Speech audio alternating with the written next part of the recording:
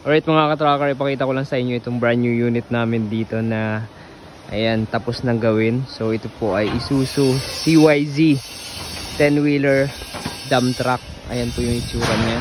Ayan, brand new unit po ito. Ayan, 10-wheeler. So ang ginawa po namin dito, nag-assemble kami ng dump truck. Ito po yung dump box pala, dump box. Ayan.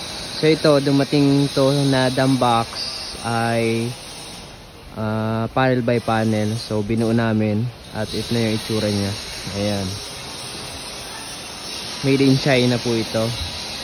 So ayan, inassemble na lang namin and then inattach namin dito sa brand new unit na Isuzu. So ayan po yung itsura niya. Ayan, di ba? Niretouch namin kasi medyo matagal na tong nagawa and then na-park namin sa labas. Medyo may mga kinalawang.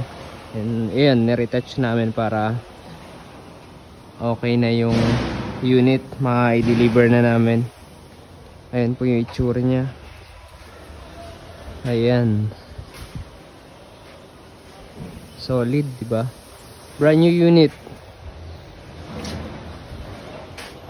Brand new yung ating truck na ayan, Isuzu Giga. So ayan, so i-deliver na namin to. Ayan, pogi, di ba? Ganda. Ayan, solid.